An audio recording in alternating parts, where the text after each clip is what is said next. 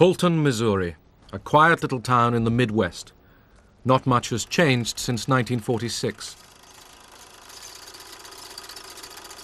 Less than a year since the war had ended, the flags were up to welcome Winston Churchill.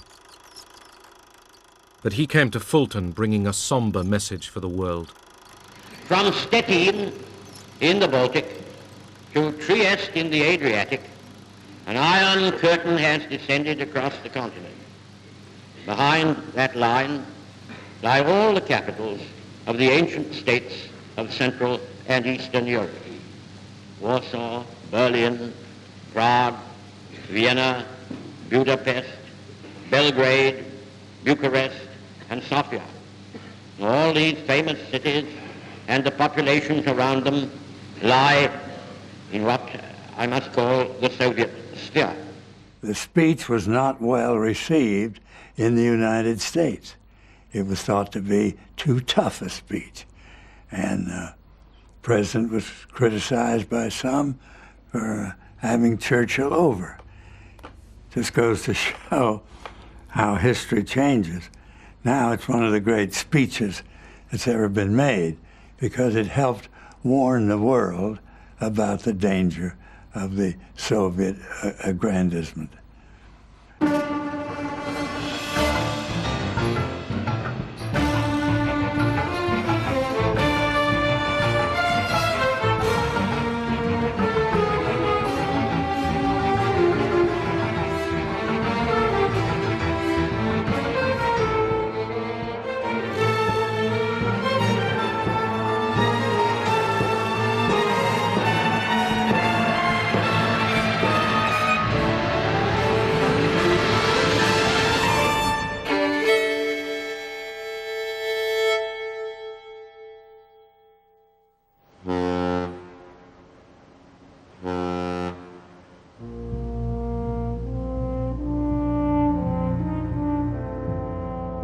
Back from overseas came the Americans. For the second time in a century, the United States had been pulled into a world war far from its own shores.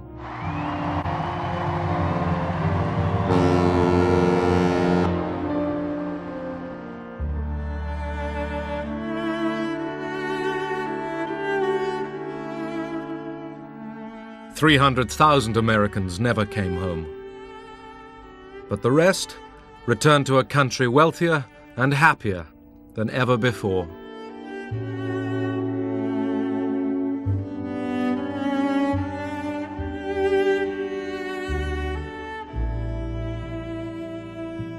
I sort of eased back into contentment. I said, gee, this is wonderful. People seem to have a little cushion of money now, which, back in the Depression years, no one had any money. You just had about enough money to put food on the table and put a roof over your head and keep your insurance policy in effect, Before the war, we had 15%, maybe sometimes more, unemployed, and a very stagnant, unhappy economy. And the war production of munitions, production of armaments, put enormous sums of money into the economy, put millions of people to work, not only men but women, Rosie the Riveter, and we emerged from the war with virtual full employment.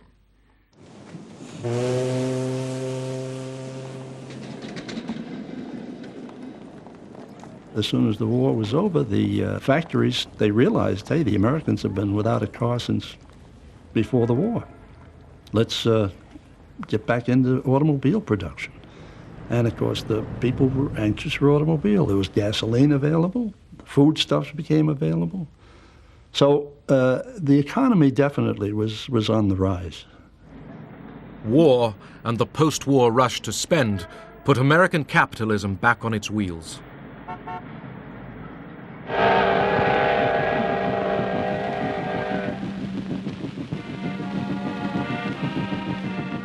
In the first summer of peace, the Soviet soldiers rode home.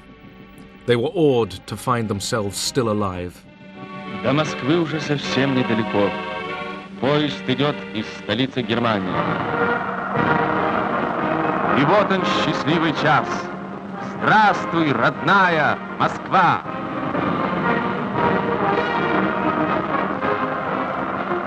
Здравствуйте, герои-победители! In the crowds that welcomed them, it was the lucky ones who found their sons or husbands.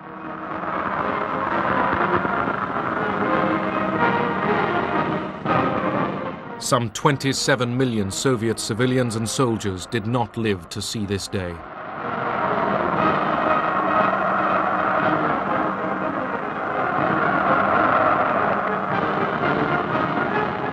И целовали людей незнакомых, радовались. Это было большое ликование. We met the soldiers with flowers, bread, anything we could get hold of. Люди, какая-то надежда появилась, что кто-то еще, кто может быть... We kissed complete strangers.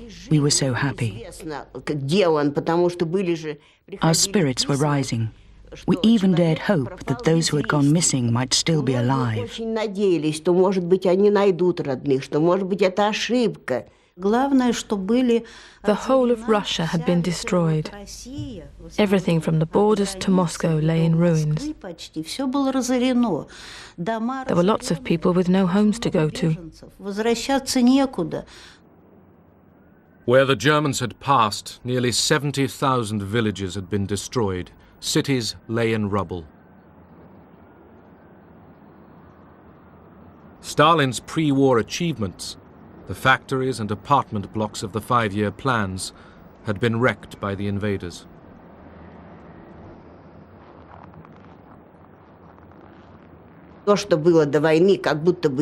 Things which before the war hadn't seemed too bad were completely destroyed. People were living in ruins. It's impossible to describe the suffering. You can only understand it if you've lived through it and seen it with your own eyes. For Russians, the end of the fighting brought an instant of pure joy.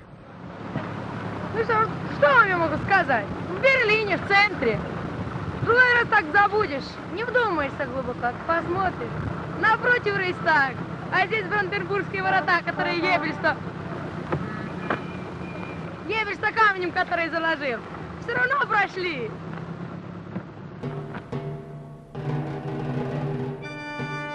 Berlin, the final battlefield.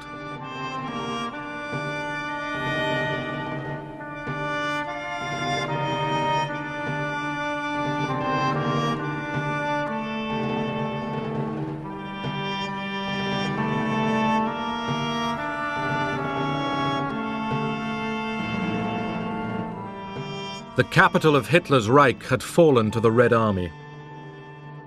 Dazed Berliners waited to see what the conquerors would do to them. But there was no organized massacre. The survivors were allowed to live as best they could.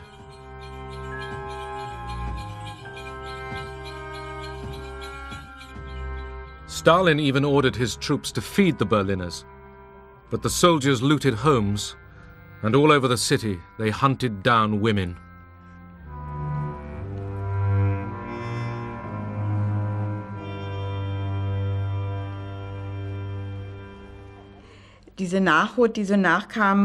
More and more Russians came by. They looked through the window. Then one of them suddenly came in. I was babysitting.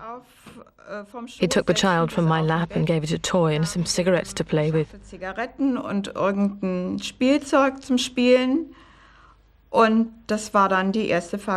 That was the first time I was raped. It was terrifying.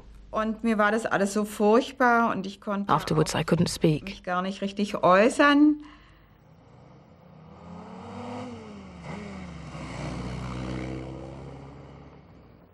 Stalin's police chief Beria and Foreign Minister Molotov tour Berlin.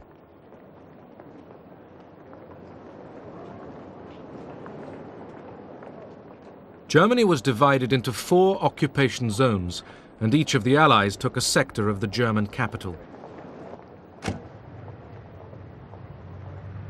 The Allies had decided that Germany should compensate them for war damage. Marshal Zhukov said, "We have fought long and hard. We've captured Berlin. We have the moral and legal right to take out as much as possible in reparations. We don't know what the future holds."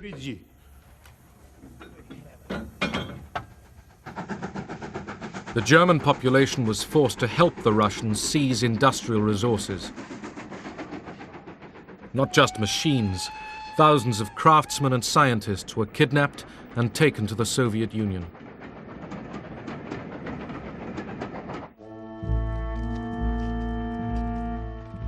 Central Europe was reverting to the Dark Ages. This was a space without law, shelter, or mercy. A continent of nomads.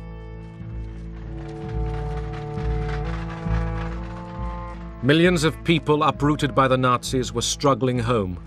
Now it was the turn of the Germans to be the victims.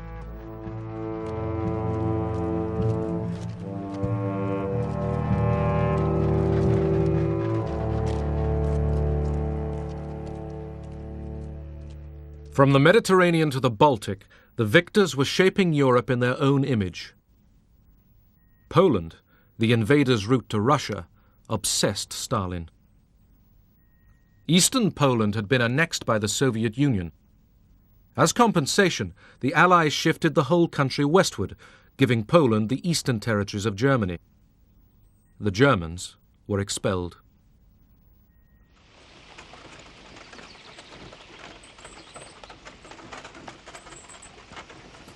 Poles, whose own homelands had been seized by the Soviet Union, now took over German farms and houses. Aber in diesem Herbst 45, in the fall of 1945, a young Polish woman, 19 years old, and an older man from the militia entered our house. Und ein älterer Mann von der Miliz unser Haus betreten. Sie fragten the girl asked, "Who does this house belong to?" And my mother said, "To us." Ja, mir. And Hania, that was the Polish girl's name, said, "Now it's mine." From then on, it was Hania's house. Von Hania.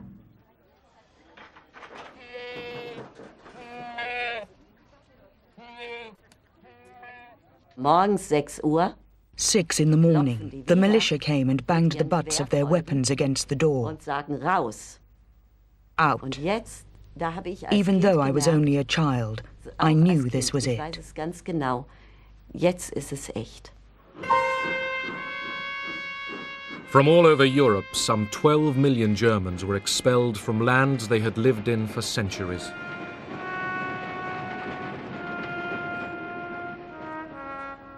Today it's called ethnic cleansing. Then the Allies called it population transfer, and the British helped to move the Germans out.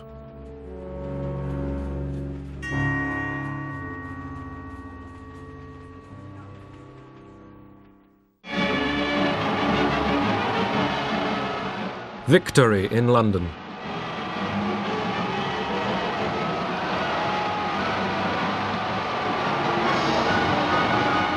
From 6 years of war, Britain emerged happy, but inwardly exhausted.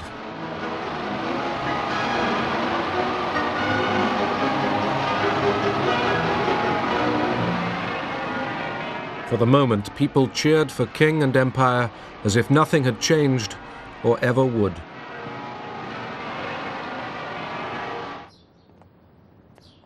The King's new Prime Minister was Clement Attlee. The British voters had swung leftwards, and Churchill was out. In foreign policy, the new Labour government held tightly to the American alliance. Ernest Bevin, the new Foreign Secretary, was a trade union veteran who mistrusted communists. He had backed Churchill's intervention in the Greek Civil War. British interests were at stake here. The concern was that the conflict might threaten Britain's oil route from the Middle East through the Mediterranean.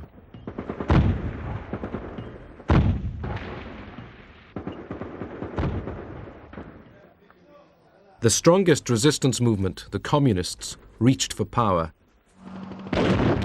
But they didn't know that Stalin had told Churchill that he had no interest in a communist Greece.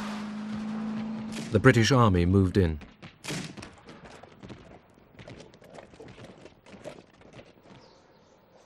The Civil War was long and cruel.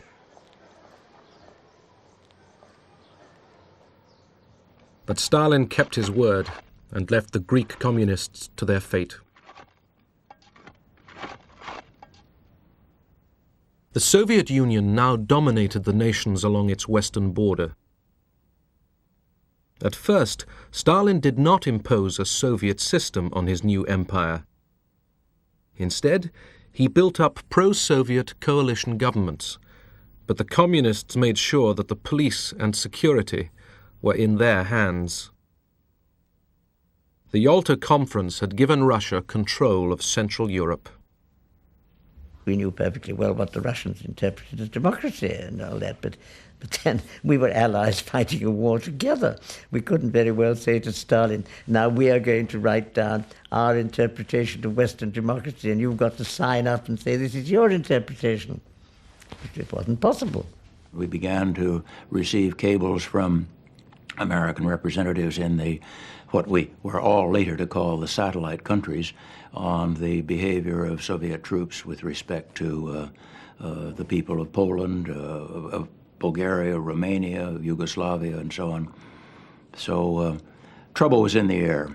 What would happen is that such and such a prominent member of the Peasant Party of Bulgaria would be kidnapped, simply would disappear. Or other figures who were not acceptable for inclusion in the People's Democratic new regimes would be disappeared.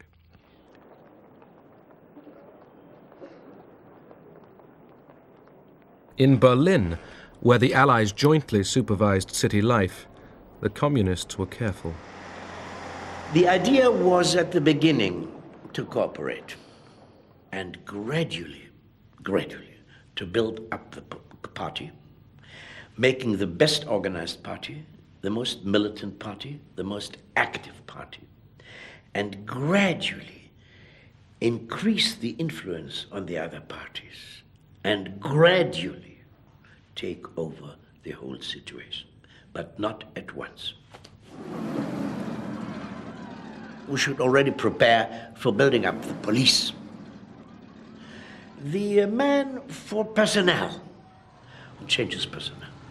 The man for education. So we were flabbergasted. We only 3 or 4 comrades and everybody else is social democrats and bourgeois democrats and so on. So one of us asked and said, it must look democratic, but we must have everything in our hands.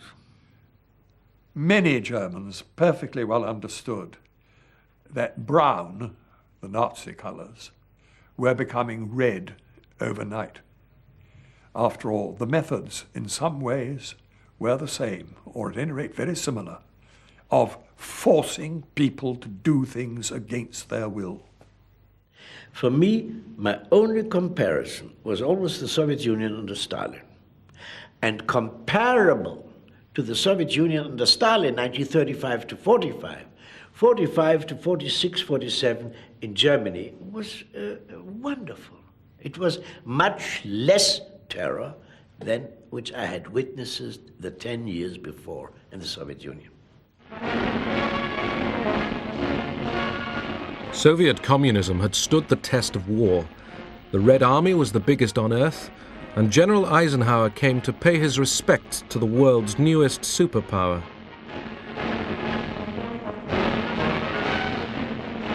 But Stalin feared encirclement by the capitalist powers. At home, he watched for treachery. Those who had been taken prisoner by the Germans and seen a glimpse of the West might become disloyal.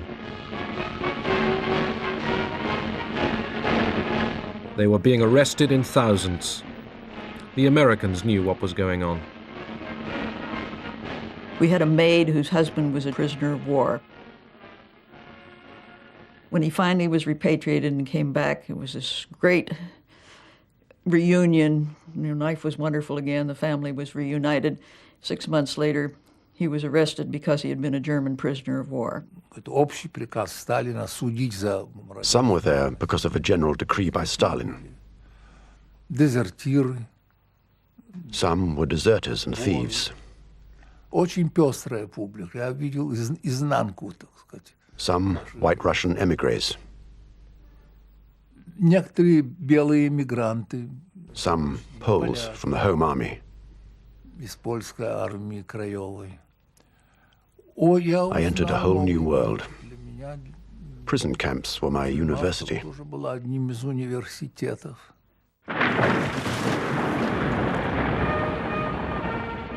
Poland. In the wreckage of Warsaw, the Poles began to clear the ruins.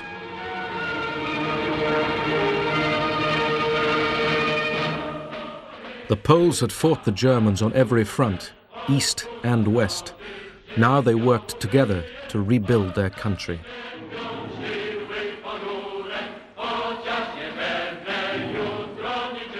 Some loathed the new semi-communist government tied to Moscow, but others found reasons to accept it and live with it.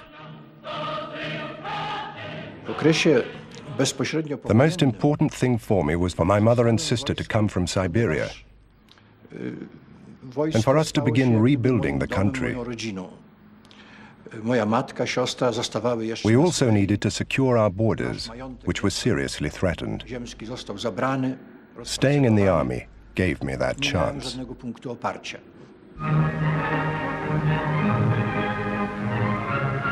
In Moscow, Poland's new puppet leaders were taken to the opera.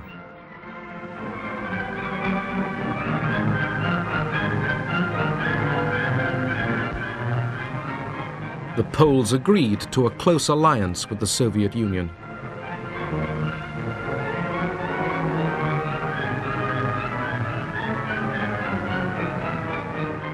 Stalin promised to defend the new Polish frontiers against any German attempt to win back the lost territories.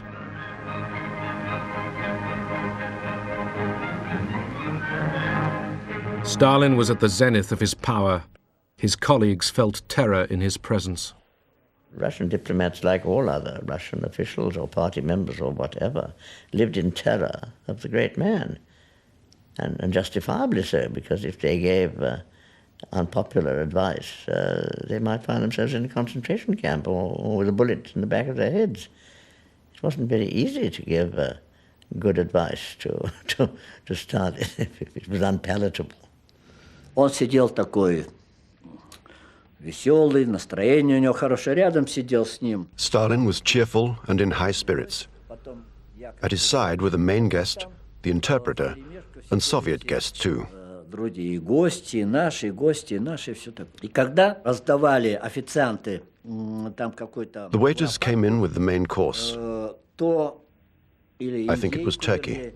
То один официант, когда наливал... One of them, whilst he was pouring the sauce, dropped some red liquid on Stalin's sand-colored jacket. На этот китель, да, красный такой, жидкость эту самую, сок красный, да, и этот он как струйка крови, знаете, так потекла по всему этому красивому, нарядному, торжественному мундиру.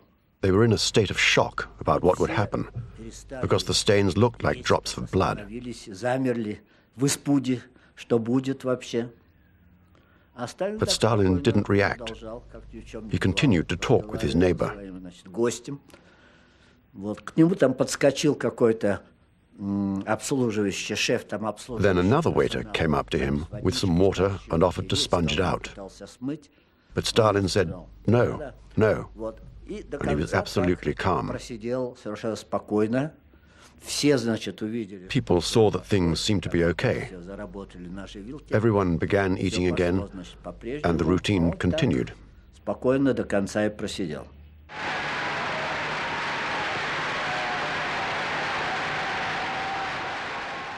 To mark the Soviet elections, Stalin made a grand appearance.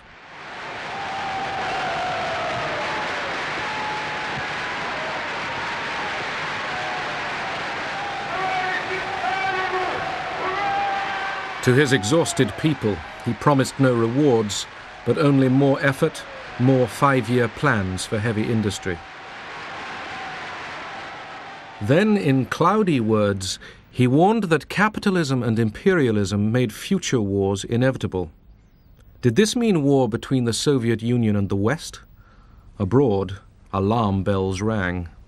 I read the speech with care and interpreted it as being a delayed declaration of war against the United States. Wasn't any doubt about it if you read the text carefully, what he was talking about. The speech was interpreted in the West as no less than a prediction of World War III.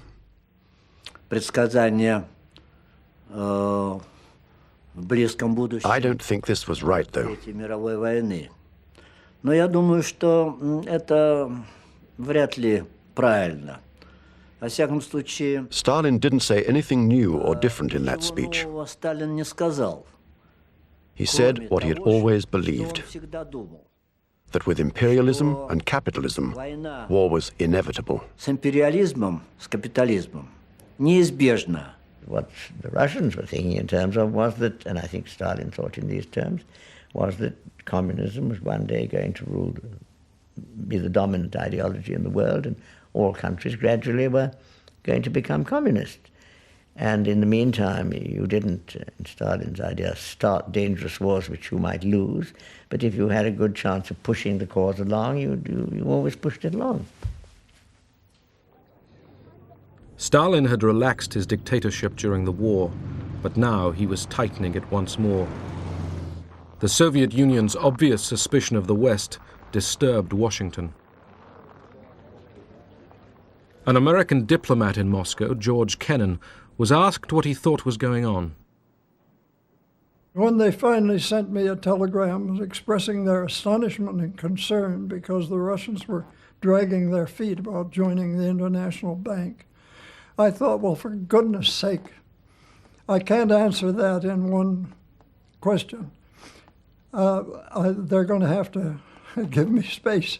And I sat down and tried to give a picture of this government as it emerged from the war. One of the strengths of Kennan was his awareness that the Russia in which we were living, Stalin's Soviet Russia, communism, people called it, actually drew in very many ways upon the Russian past.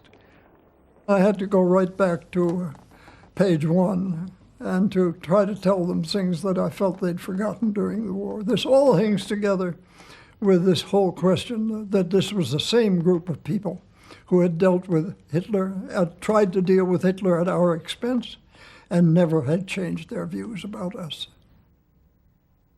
Kennan's Moscow embassy cable became history, an 8,000-word prophecy that the Soviet Union was in the mood to expand across the world and must be contained. The day that telegram was drafted, I unfortunately or fortunately had the night duty at the code room and was rather perturbed about it because I happened to have a very heavy date that night. There was a dance at one of the other embassies, and I wanted to get out as early as possible.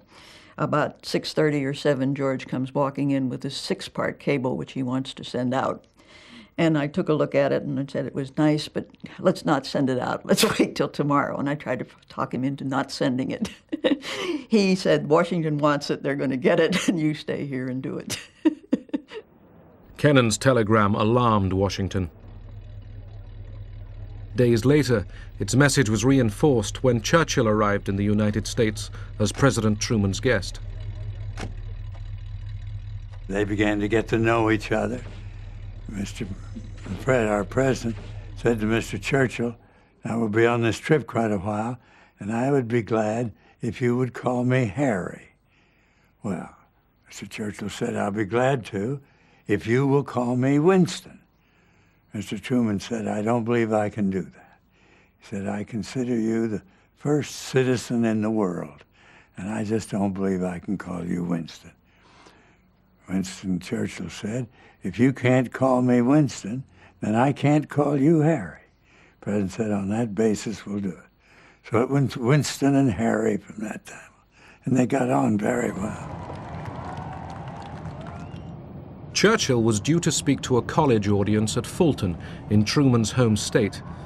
Privately, he showed Truman what he was going to say.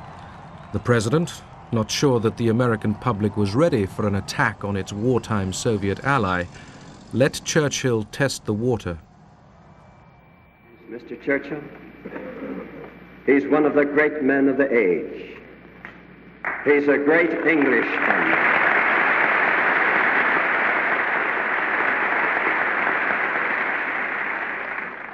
He's a great Englishman, but he's half American.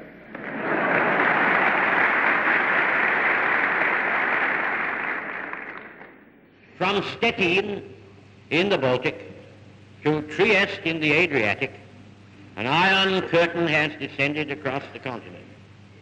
Behind that line lie all the capitals of the ancient states of Central and Eastern Europe.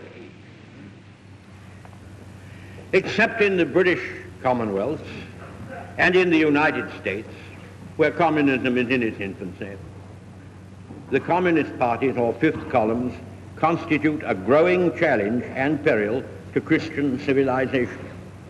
Whatever conclusions may be drawn from these facts, in fact they are, this is certainly not the liberated Europe we fought to build up, nor is it one which contains the essentials of permanent peace. Immediately after that, Stalin came out with answers to a foreign correspondent's questions in which he compared Churchill to Hitler and decried Churchill's speech as a belligerent call to arms against Soviet Russia. Since 1945, America had been extending its influence and power all over the world. Stalin grew nervous. He put pressure on Turkey to grant the Soviet Union a military presence in the Dardanelles and the Bosporus. America and Britain feared a threat to the Suez Canal. They were determined to keep Turkey free of Soviet interference. When the Turkish ambassador in Washington died suddenly, Truman used America's biggest battleship, the U.S.S. Missouri, to deliver the body to Istanbul. This was a symbol to Stalin.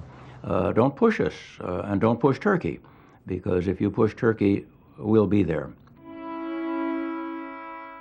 Iran, like Turkey, lay on the southern borders of the Soviet Union, and for centuries had been hostile to Russia. During the war, Soviet and British troops had occupied Iran to protect their oil supplies. They even celebrated their partnership there.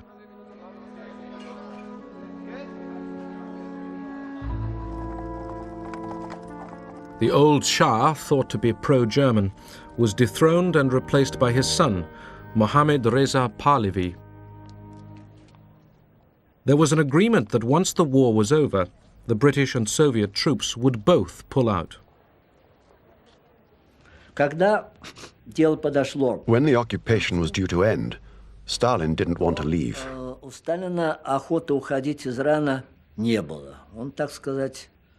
He wanted to stay on. This created problems. There was lots of pressure put on us, pressure from the British. And in fact, the Soviet Union had no legal right to stay there.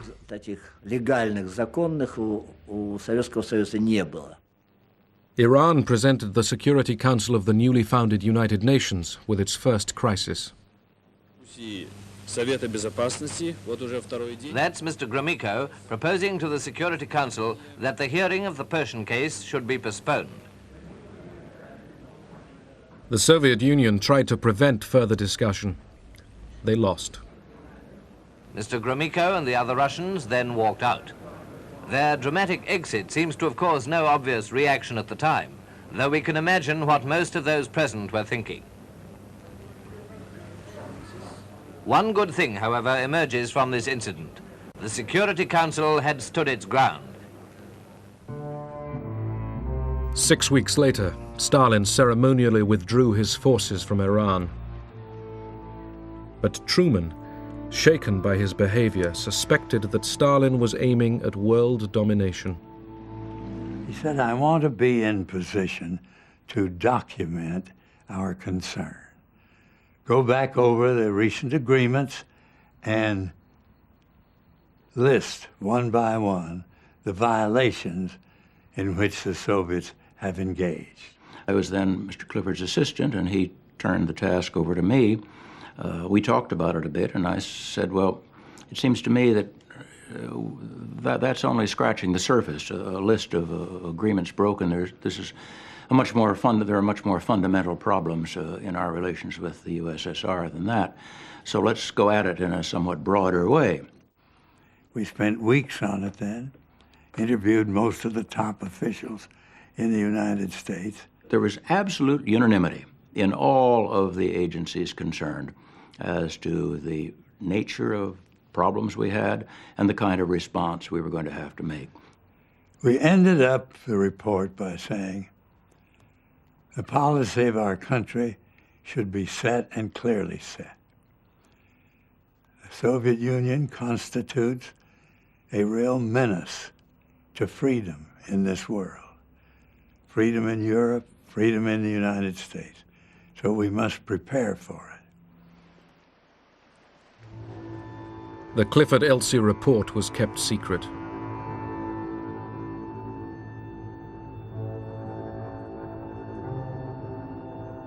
The report concluded that a war with the USSR would be more total, more horrible than anything previously known. The United States still had the monopoly of atomic weapons. At Bikini Atoll in the Pacific, 2 atom bombs were detonated in July 1946. The warning to Stalin was plain. From now on, all the big powers worked frantically to develop their own atomic and biological weapons. At the Paris Conference of Foreign Ministers, Molotov was determined to maintain joint Allied control of Germany. But his American counterpart, Secretary of State Burns, wanted Germany to pay no more reparations. For Molotov, Burns was too concerned with German opinion. He was outraged. Molotov was nicknamed Mr. No. But if he had been a Mr. Yes, Stalin would not have kept him on. Stalin needed a Mr. No, someone capable of finding out the maximum information about the other side's position. Molotov would squeeze the other side to its absolute limit. When he had totally exhausted these methods, it was Stalin's turn. He would come back and resolve matters with a friendly smile. It was at Paris that the wartime alliance began finally to break up. The Americans and the British were impatient to develop stable economies in their zones of Germany without Soviet interference.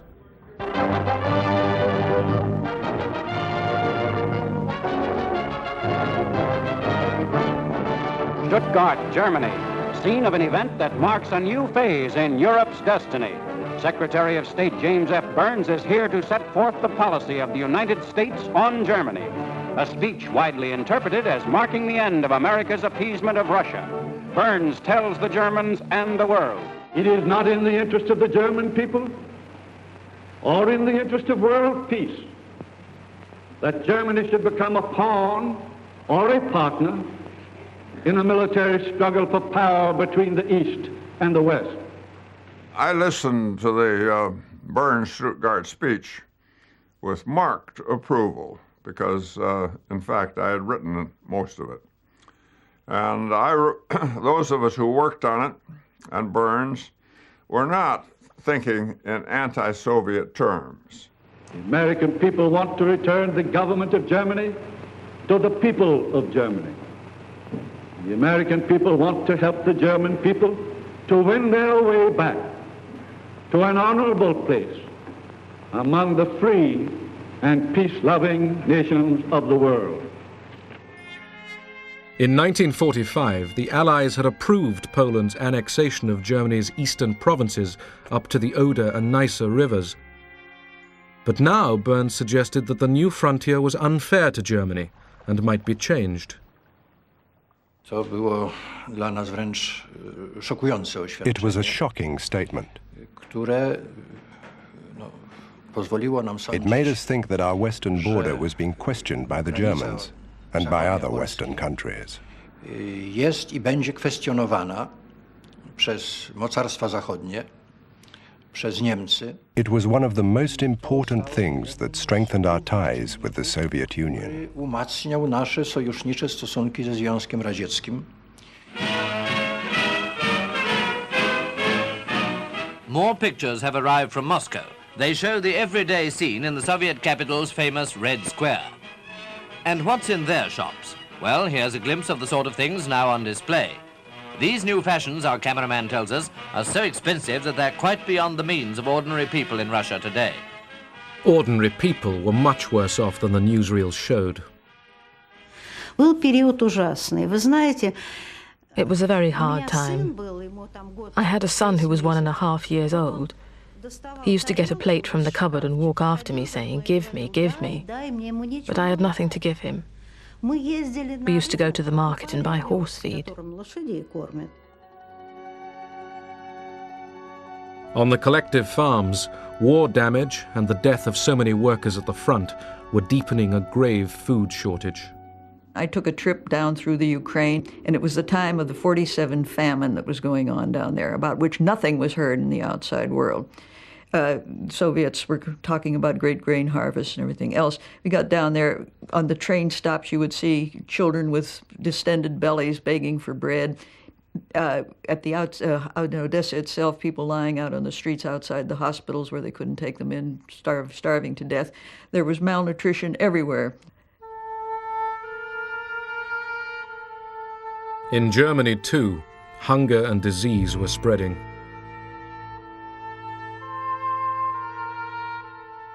The nightmare of the Western Allies was that poverty would drive the Germans towards communism.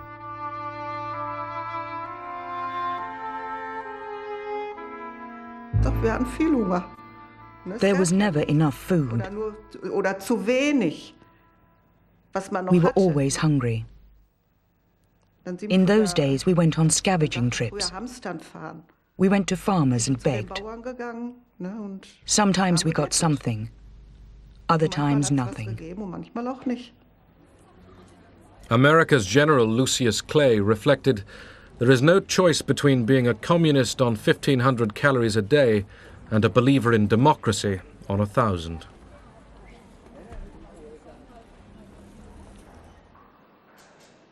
Aid to Germany cost Britain over $1 million a day. But British supplies were not enough to save thousands of Germans who died that winter for lack of food and fuel.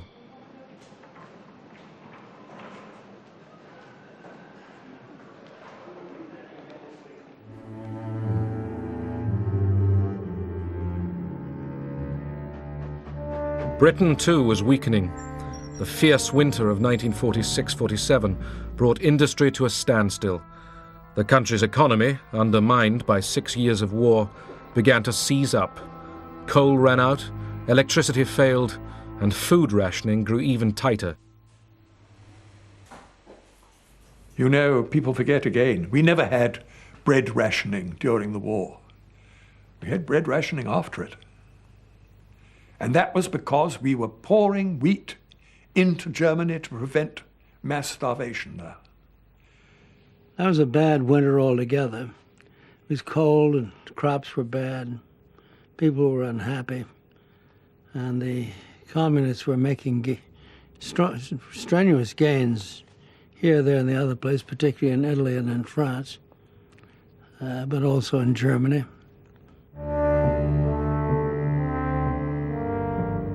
The British could no longer afford all their heavy commitments in the Mediterranean. They told the Americans they intended to pull out. The message came, and it was flat. It said, Great Britain is withdrawing from both economic aid and military aid to Greece and Turkey. This simply crystallized the opinions in the executive branch that the United States had to move and move very, very quickly. The prospect didn't look good at all for Europe or for the United States or for anybody.